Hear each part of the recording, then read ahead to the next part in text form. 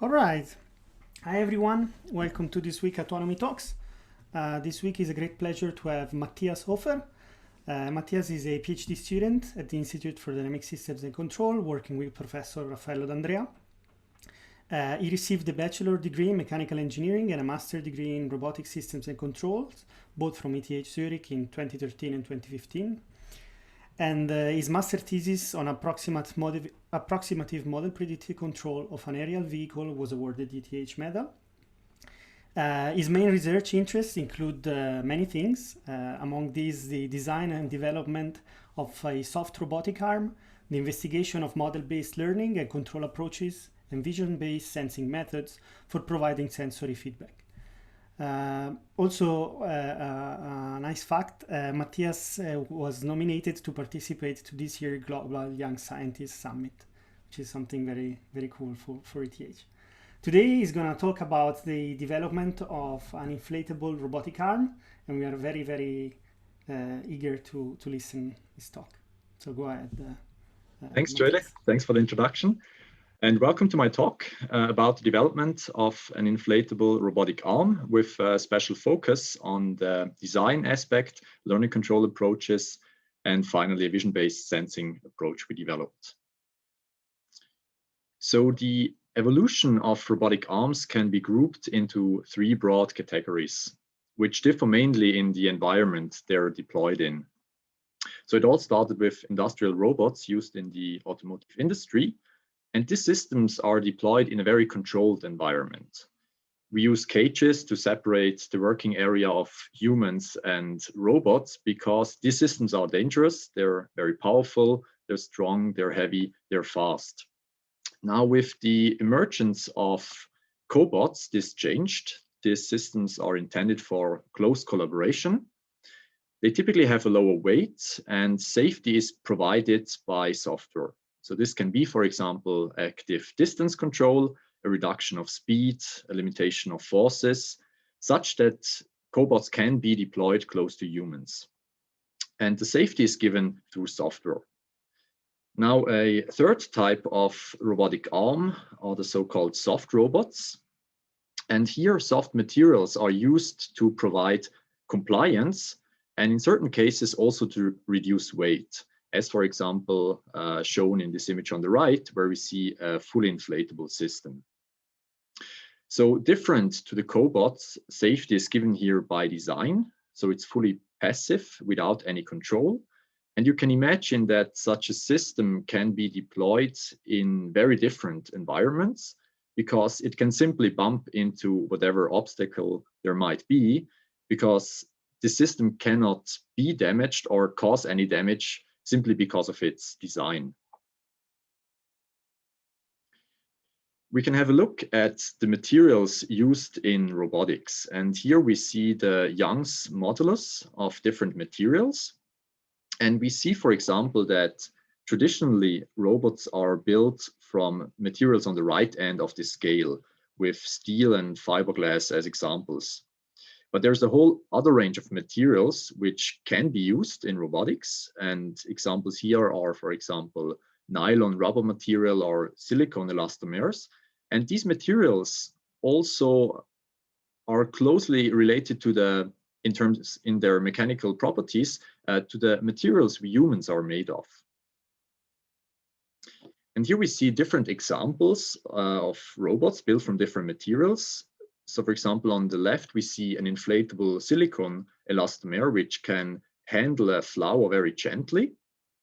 In blue, we see a 3D printed robotic hand, which is made from a rubber-like material, which has similar properties, mechanical properties than the skin of humans. And in our system, I will talk about later on, we use, for example, nylon material in these outer fabric shells. And then on the right side, we see a more traditional robotic system built from more rigid materials. So soft materials can give us compliance and in certain cases lower the weight. But what exactly is the advantage of doing that? And some examples are shown on this slide. So on the top left, we see soft grippers handling a variety of different materials, from plastic bags over eggs to vegetables.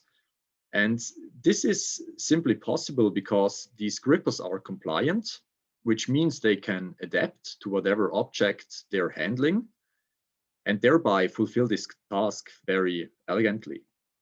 On the top right, we see an example, a very early example from the soft robotics community from the 90s, where these soft fingers show a high level of dexterity to manipulate this small screw. On the bottom left, we see an example from our group where we wanted to visualize this safety aspect. And we see here a fully inflatable system. And if the system accidentally interferes with a human, or in this case by intention, there's basically no danger because the moving masses of this inflatable robot arm are very small. And furthermore, we also have compliance in the joint.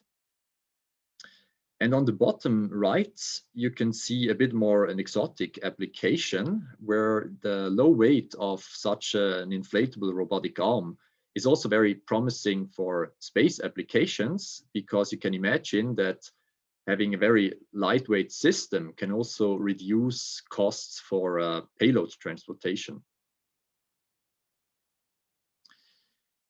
In my talk today, I want to discuss the following 4 topics. I will start with the design of soft robots and then talk about an important property of these systems, which is the capability to adjust the joint stiffness. Then I want to discuss different learning control approaches we applied to address some of the challenges which come along with this type of system. And then finally, I want to present a vision-based sensing approach which we developed. Okay, let's start with the design. Here I want to give you a brief overview of the design of inflatable robots, because when I started my PhD, this was also completely new to me. And you might feel now in a very similar situation. So we use soft materials for 2 different purposes. One is the rotational expansion for actuation. And this is kind of similar to an electric motor.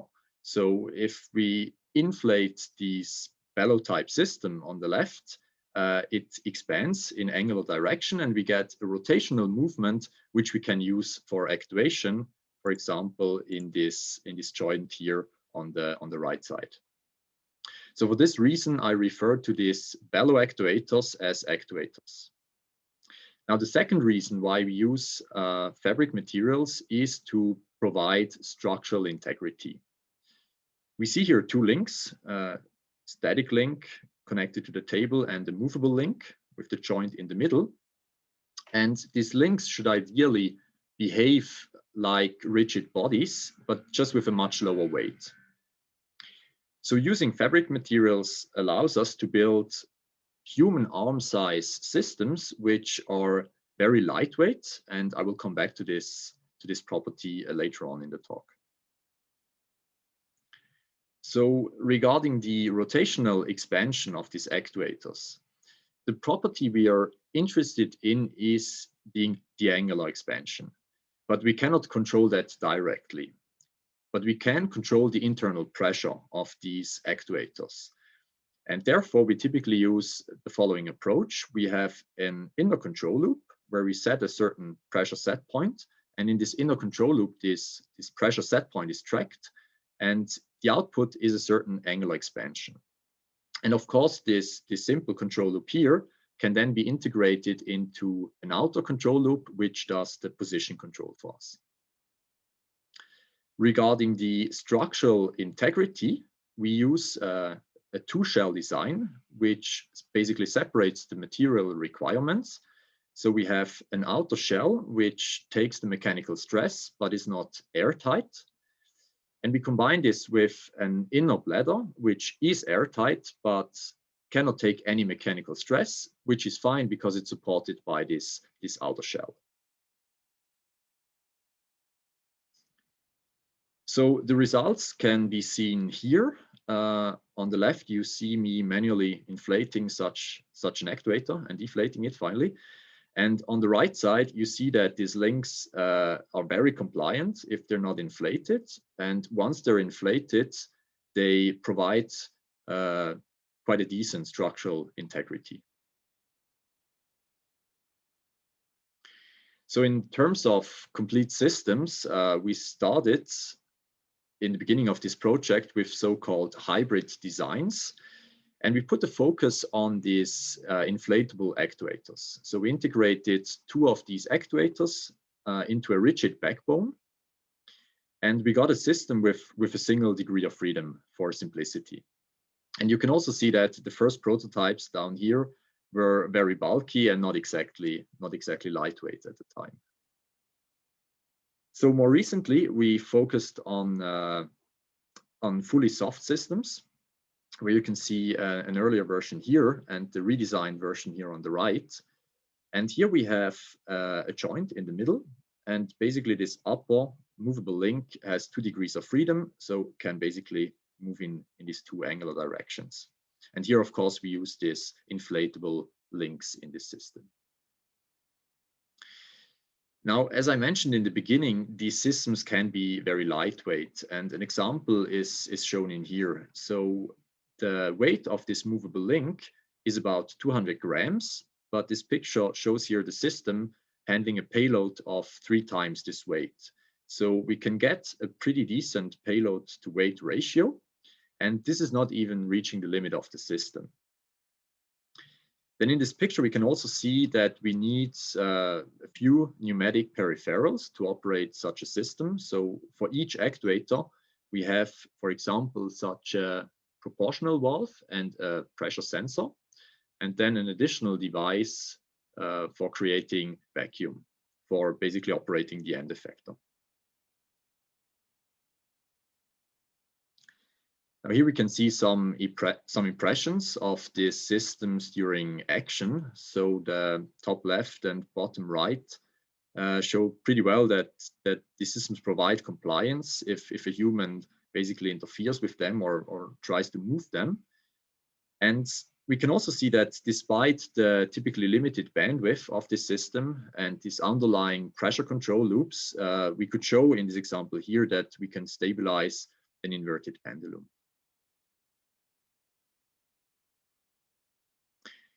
Okay, to sum up the design part, we saw that design and control are strongly interconnected for these systems.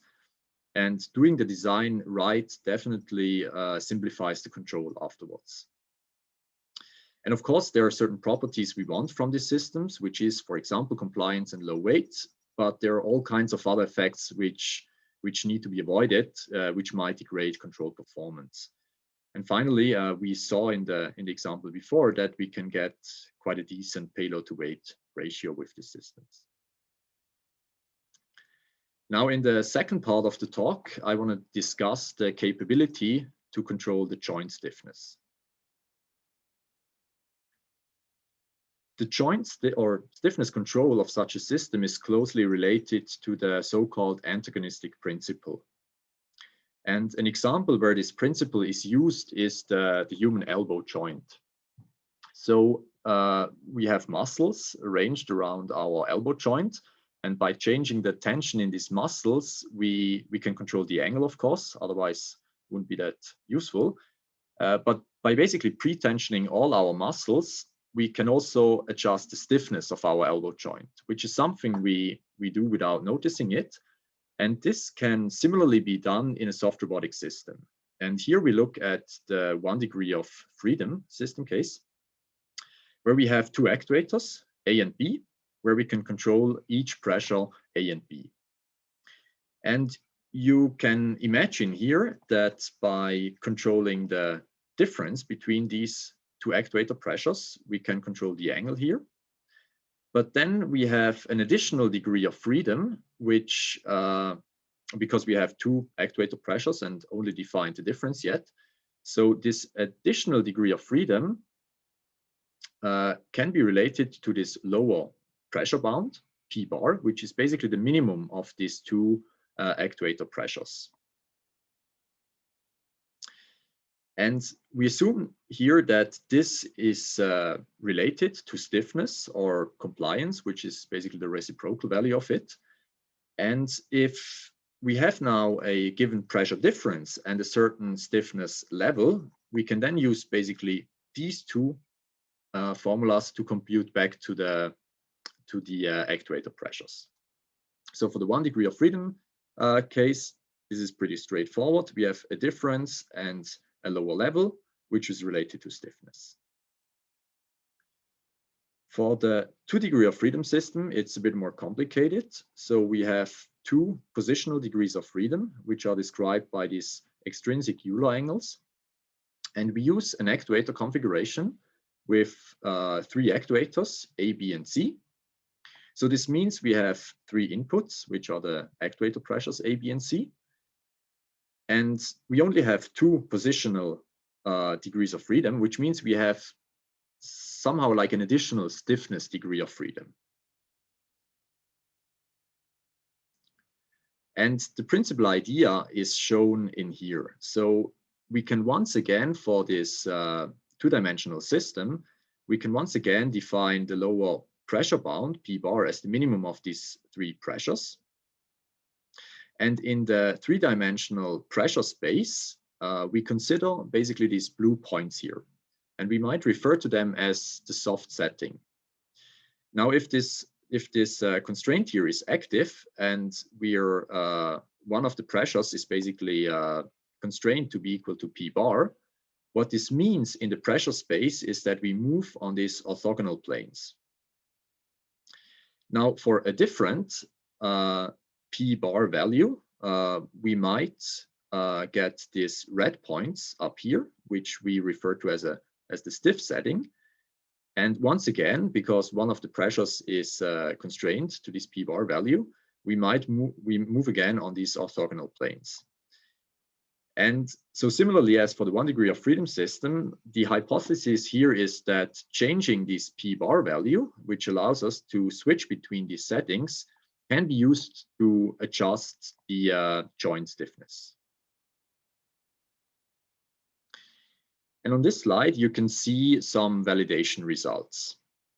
So we basically measured the joint stiffness along 2 directions in our actuator configuration.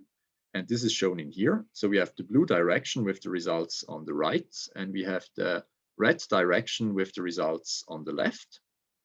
And for each of these figures, we have the measured torque along the deflection angle, and basically 4 different pressure levels. So we increase our P bar level over these 4 curves. And in this single figure here, of course, the inclination corresponds to stiffness. So we see here that by increasing this pressure level, we can indeed increase the stiffness. And of course, there is a dependency on the direction. So the results are not the same in the 2 directions. We can see here that we can basically adjust the joint stiffness quite significantly by a factor of 5 to 20. So these things I mentioned can be formalized, and what we can do is define 2 pressure differences, basically this delta PAB and this delta PBC. And these inputs correspond to our positional degrees of freedom. And together with our P bar level, which is related to stiffness, we have 3 inputs, 2 for the positional degrees of freedom and 1 for our stiffness degree of freedom. And we can again use similar equations to compute back to the 3 actuator pressures, A, B, and C, and which then are basically tracked in inner control loops. Now, since this P bar affects the joint stiffness, it's very likely that it also affects our dynamics. And for this system here, we used a linear parameter varying model to describe this dependency.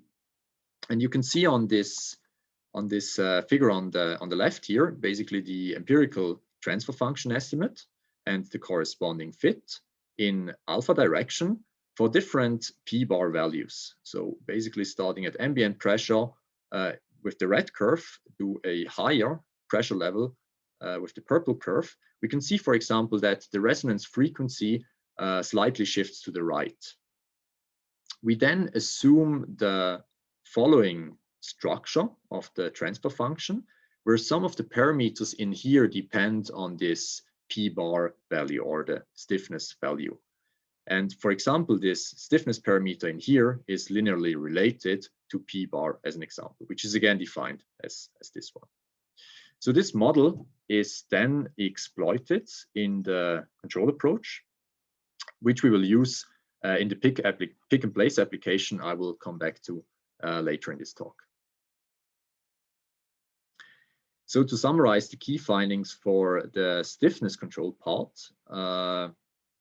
we saw basically that the stiffness is related to a lower pressure level in our system, and we can quite significantly adjust the joint stiffness. And a linear parameter varying model can be used, or basically a linear parameter varying model as a function of the lower pressure level can be used to describe our dynamics quite well. Okay, so after we saw how we can build fabric-based soft robots and how we can adjust their stiffness, I now want to talk about learning control approaches which we use. So first of all, you might wonder, why do we even need learning control? So while soft robotics bring advantages, mainly the mentioned compliance and low weight, they also come with certain challenges, and one of them is so-called viscoelastic material behavior, which basically means that dynamics can be a function of time and change over time. So here we consider the 1 degree of freedom system, and in this diagram here we see an example of such material behavior. So in the bottom plot here we see the two actuator pressures, B and A. And on the top plot, we see the angle as a function of actuator pressure B. So what we do here, and the color basically indicates the duration of our simple maneuver we consider here. So what we do here is we inflate actuator B and then deflate it again, while actuator A is remaining more or less constant, except of some transient behavior. So this means actuator B on the top here is inflated, which makes the arm move in negative alpha direction. And once actuator B is deflated, it moves back again. So if you have a look now at these 2 points here, which are indicated by the small circles, we see that in pressure space, these 2 points coincide. So during the inflation and the deflation process, we reach the same point in pressure space, but the corresponding angle, there is a gap.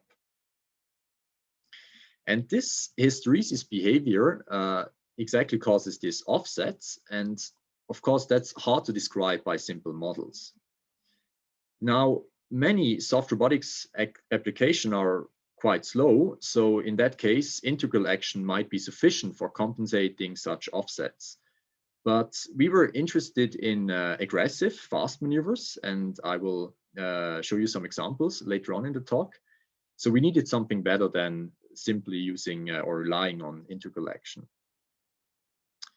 And one method which can compensate such offsets quite well is iterative learning control. So if we consider a constant reference trajectory, we can do the following. So we start basically on the top here. And in the first iteration, we don't use any compensation signal. And we simply record the tracking error with respect to our set point trajectory. We then use some method, which I didn't define yet, to compute or to come up with a compensation signal. And we repeat the process again. We interact with our system and we see a certain tracking error. And then we basically repeat this over time and hopefully in the end get very good tracking performance such that we can bring this, which means that we can bring this tracking error almost to zero. So we can think of this approach here as generating a feed-forward correction signal, which can be applied, of course, in combination with a feedback controller to reject disturbances which are not repetitive. Now the question is how to compute this correction signal. And this can be done model-free in ILC, but of course we can use some approximate model information we have to improve on that. So here we see the example for the 1 degree of freedom system, where we use a simple linear time invariant model. But the same approach can as well be applied to the 2 degree of freedom system and rely on this linear parameter varying model I mentioned earlier. So we use the so-called lifted system representation, which basically allows us to define the dynamics over the full trajectory length we consider. And we then can come up with the estimated tracking error in the next iteration, j+1. And then we simply minimize a quadratic objective function, which has 3 different terms. So the first one is the predicted estimation error in the next iteration,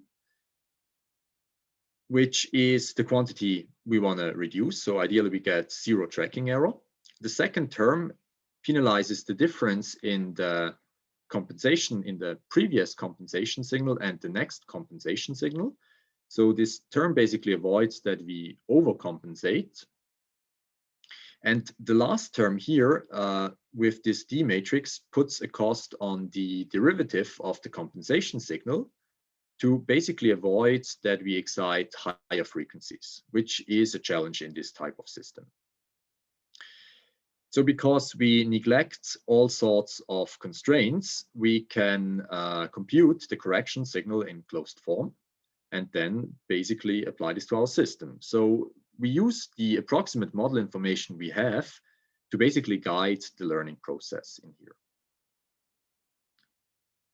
So here you can see the results on the 1 degree of freedom system. This is the first iteration without any learning. And basically after 30 iterations of applying this learning scheme, we get almost perfect tracking performance for quite an aggressive trajectory. And we can see here that the tracking error can be improved significantly over the different learning iterations. And from the first to the last iteration, the tracking becomes much better. Now for the 2 degree of freedom system, we can apply this ILC approach similarly as well with the feedback controller based on this LPV model I mentioned earlier. And as usual, we have, after the position controller, we have this inner control loops, which separately control the actuator pressures in the 3 actuators. And on the bottom here, we see the result of applying this iterative learning control scheme. So while without learning, we have quite strong oscillations, we can reduce them a lot by applying this learning scheme. Now, this ILC approach allows us to have quite accurate tracking performance. So in order to realize our pick and place application, we needed to be able to grab objects as well. And for this, we need to approach an object with our suction cup at the end. And what we can do here is to use the compliance of our soft joint. So you can see here in the middle, this so-called soft joint, as we refer to it, can be deformed slightly if we increase the stiffness in our system, which means increasing the lower pressure level. And this gives us a little bit of translational movement, which can be used to grab an object.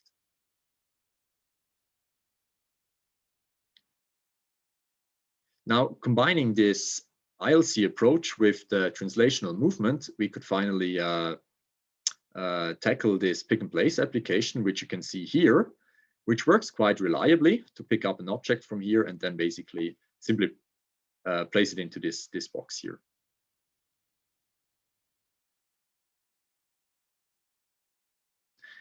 Okay, so one of the limitations of ILC, of course, is the assumption of having a constant reference trajectory.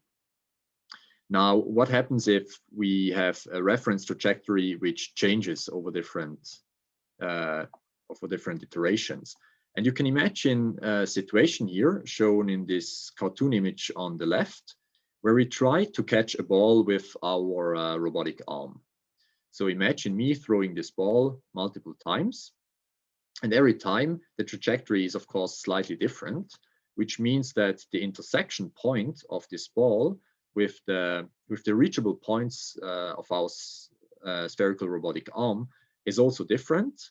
And this, of course, means that any trajectory from an initial position of our robotic arm to this predicted intersection point is different. So, of course, we cannot use ILC because there is no fixed trajectory to train on. So an alternative method which we explored here is so-called offset-free MPC. And the idea here is to augment our model with a disturbance state. And for this disturbance state, we can use quite a simple assumption on the dynamics. So basically that the disturbance remains constant.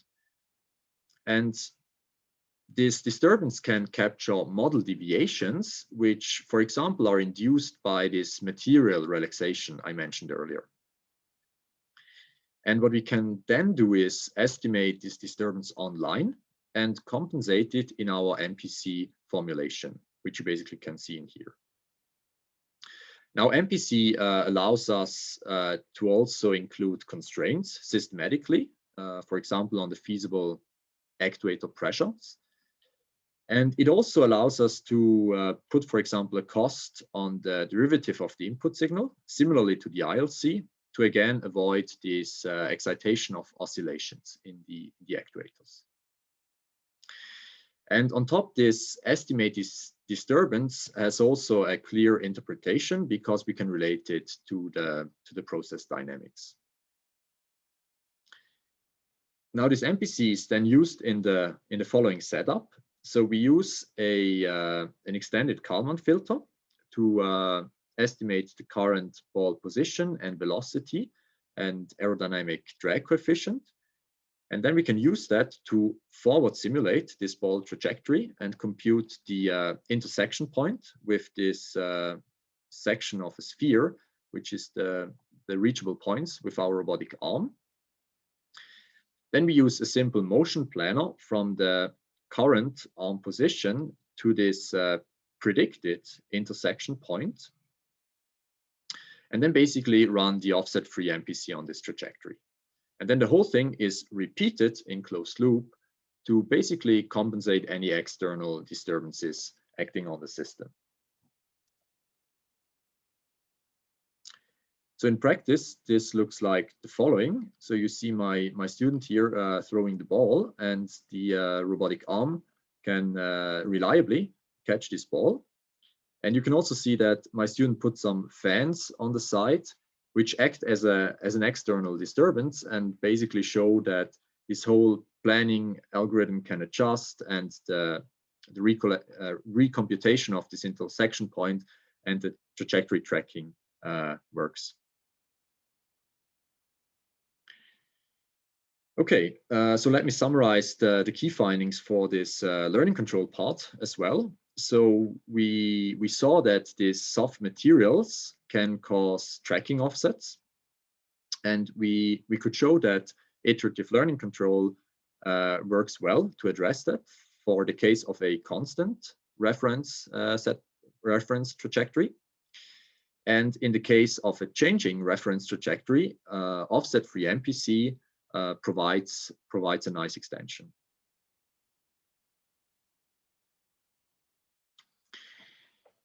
So in the final part of my talk, I want to talk about a sensing approach we developed.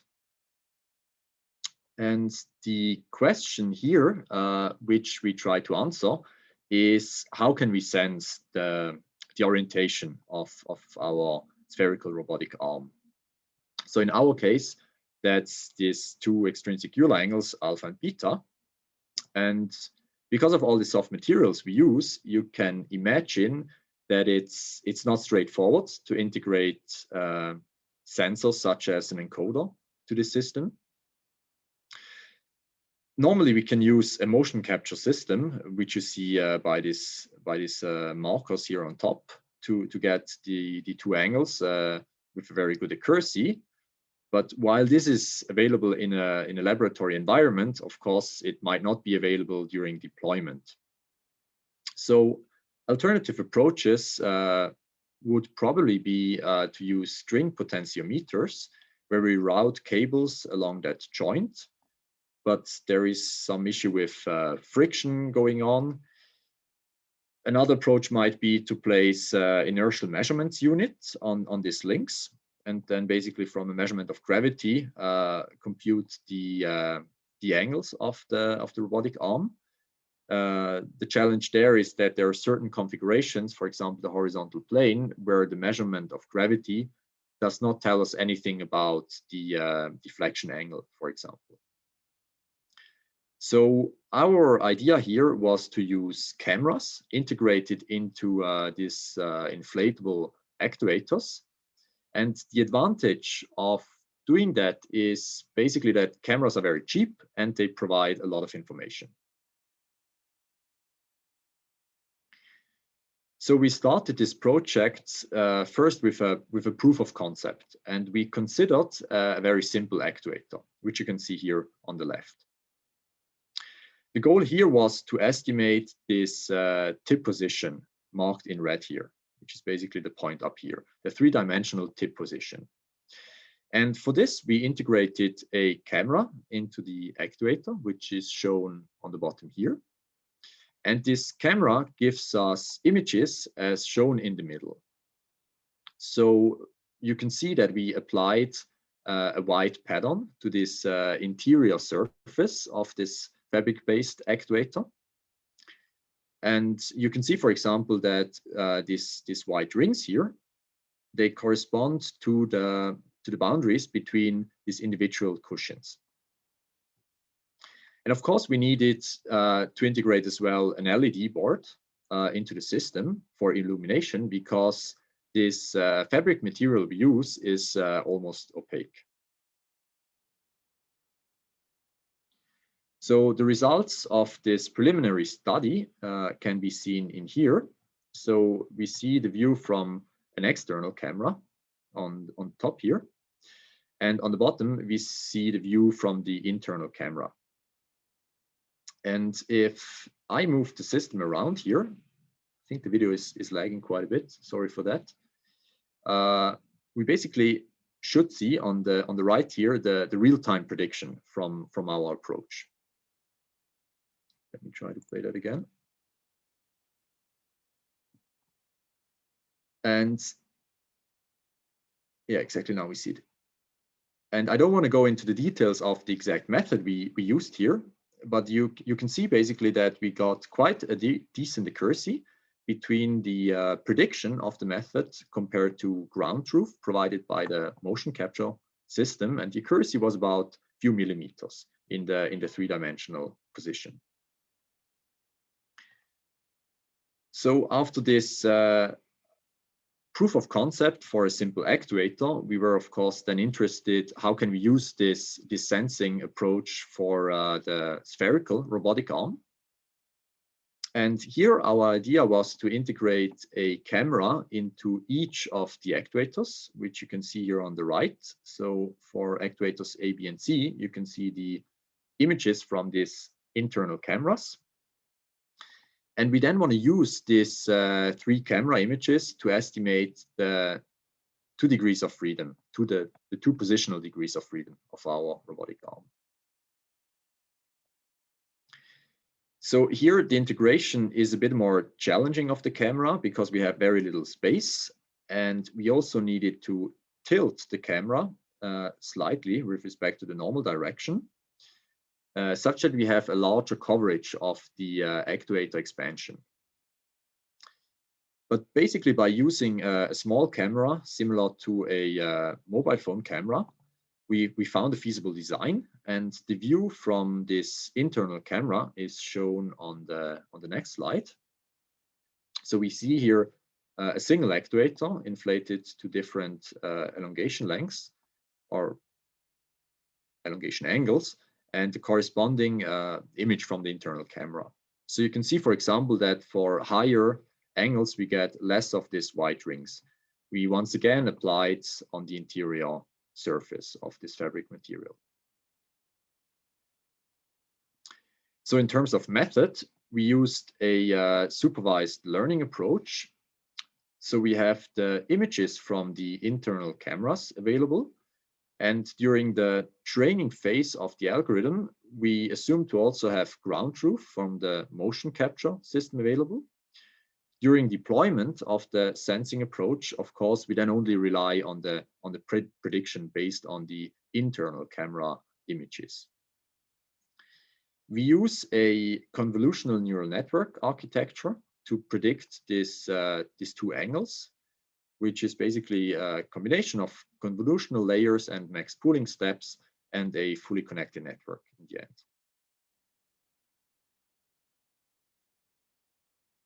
So here you can see some impressions during deployment. We have the view from an external camera when the system moves, and the view from the internal cameras A, B, and C. And on top, you can see again the real-time prediction compared to ground truth from the motion capture system, which is of course here only used for evaluation.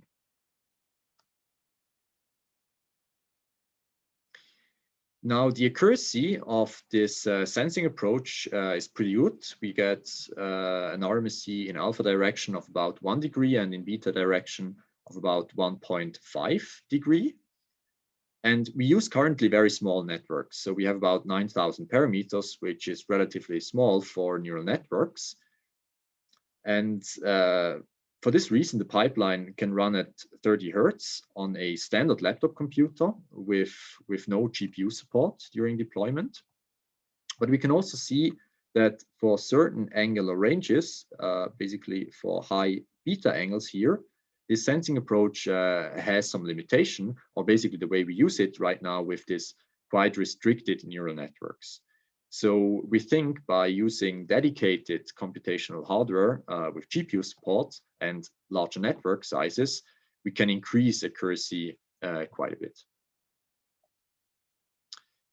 Now, finally, we use this angle prediction from the internal cameras to do closed loop control with that. And we see here, we track sinusoidal trajectories in alpha and beta, where we only use the sensory feedback from these internal camera images.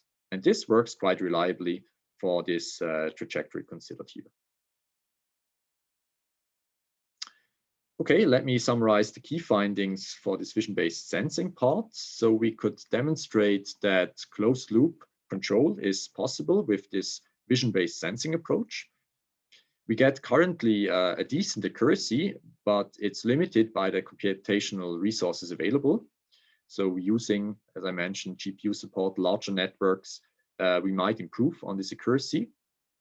And because right now we're not fully exploiting the resolution of these internal cameras or the frame rate. So I think there is definitely room for improvement here.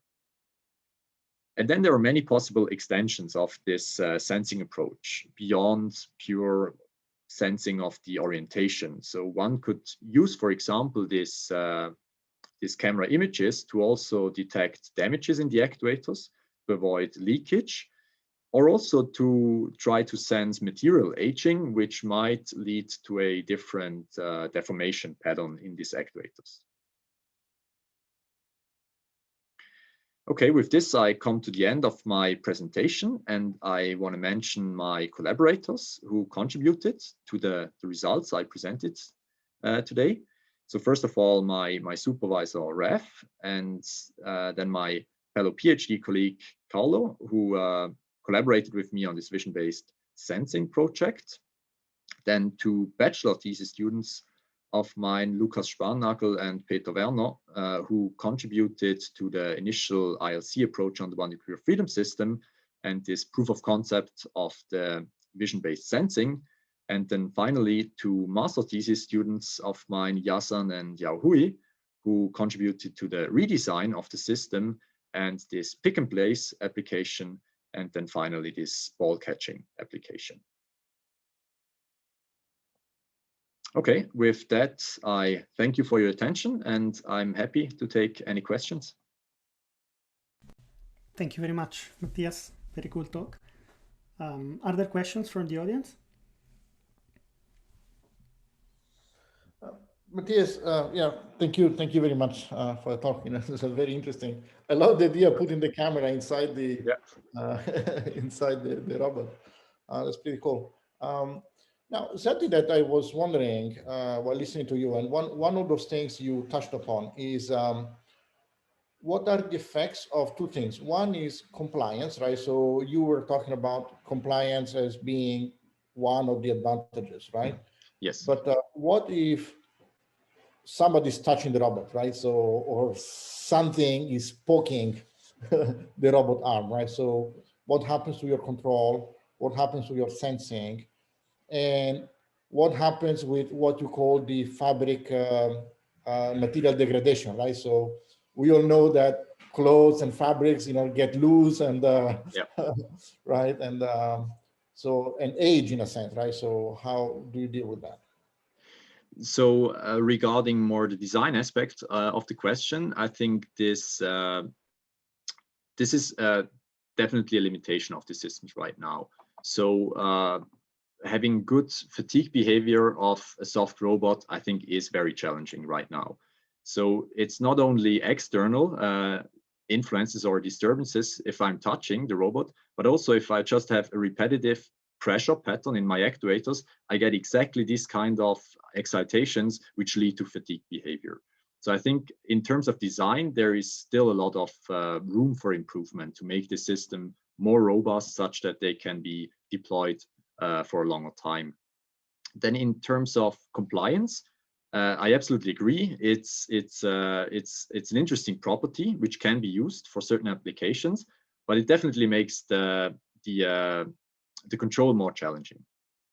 And I think where currently the field is going, and I think this might solve parts of this limitation, is to not do position control with these systems, which is what we currently are doing mainly, but to do force control.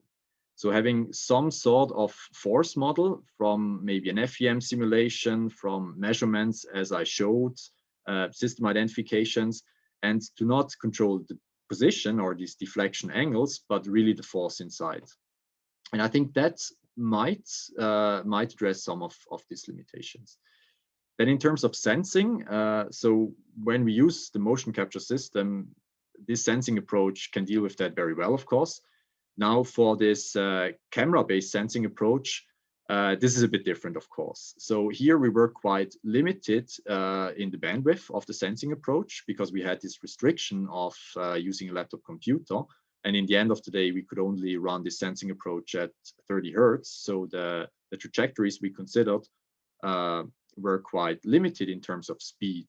But I think they're using more computational resources and basically exploiting the full frame rate of the cameras of 100 frames per second for this camera we are using.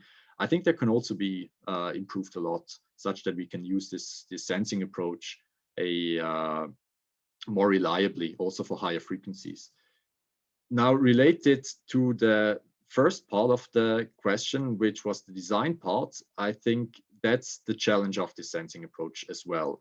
So, I mean, of course, all this deformation which we observe, which the networks remember, that depends on material aging. So it might be that over time, when we have this material aging, these deformation patterns change, and then also our networks we identify are not as accurate anymore. So I think that's also an open question to deal with. Yeah. Thank you.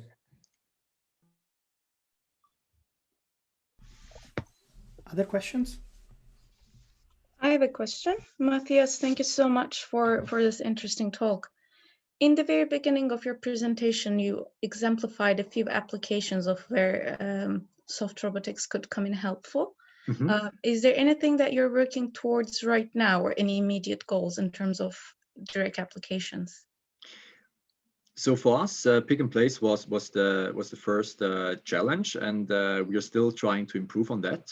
I think there can be done many things. So we had quite a few restrictions in the applications I showed. So for example, that the initial location of the object is known and the final position in space is defined, but then we simply bump the object into a box. So that's one direction we want to explore a bit more.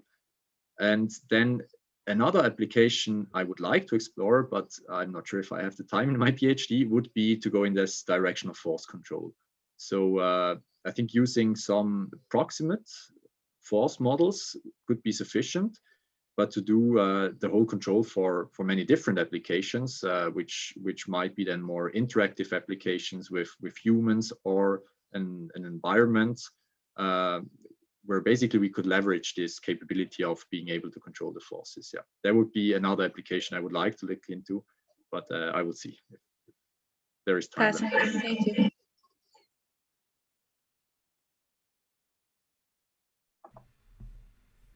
Thank you for the question. Other questions?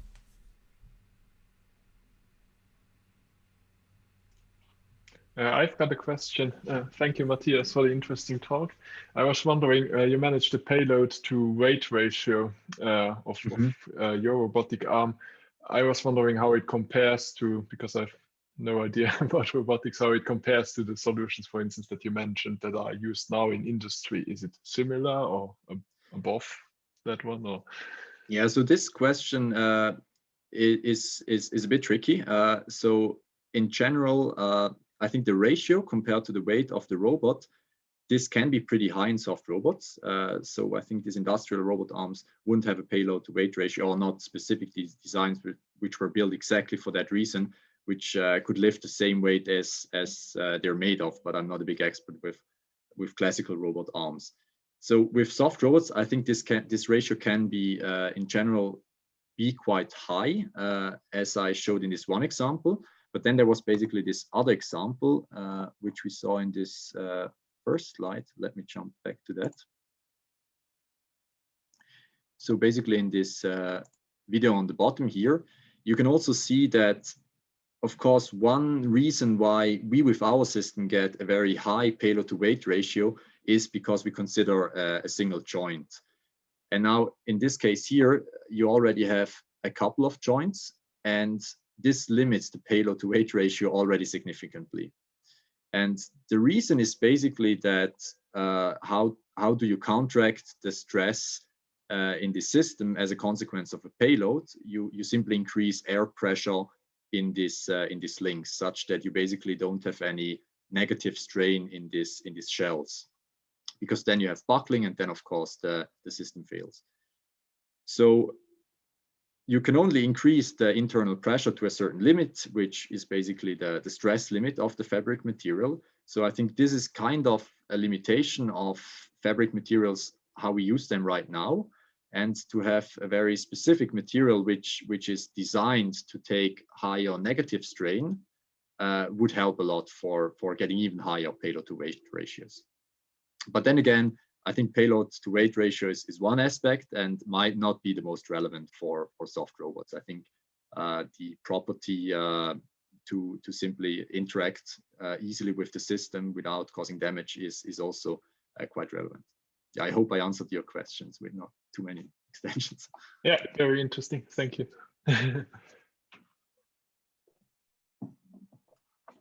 Great. Any final question? Maybe just to follow up, if I already asked the question, if somebody else has a question, I'll stop. If nobody has a question, I just want to follow up on the earlier remark by Paul. I'm shooting for the stars a bit, but one thing that we're really looking forward to this month is the Perseverance rover's landing on Mars, expected later this month. And as you guys would be aware, the main purpose of the project is to be able to collect rocks from Mars surface and return them back to Earth for very interesting exploration. So this talk was particularly interesting on that regard as well, especially that lower bottom right picture that we're now looking at. Makes us feel very excited. You've already mentioned that it could be used for applications like that as well. One discussion in there is to make sure that every material is so perfectly sanitized that no Earth microbes are ever taken to space, and also they are protected when they return to Earth to preserve any original microbes if they exist from Mars, and not introduce any impurities from Earth. Sure, yeah. Would the materials used in your research be resistant to such processes? Have you ever explored choice of materials to be able to undertake such hygiene sterilization issues as well? Yeah, I have to say, so this is, let's say, an application to motivate our research as well, but it's not exactly what we are working on. So we didn't look into materials selection from this requirement, basically, to have something which can be cleaned well, or I don't know, which withstands certain chemicals which could be used. This we didn't look into, but I was just thinking about, I can show you maybe one slide related to that. So we use different materials, fabric materials, as I said, basically based on nylon material. And then we also use a very special material, which is a coated nylon material, which basically has a polyurethane coating on the outside. And what you can do is you can use a manufacturing process called high frequency welding to combine different layers. And this is the manufacturing method we use for these actuators. I think, yeah, here I have an image, which is this one. So this slightly glossy material here, that's basically this coated fabric.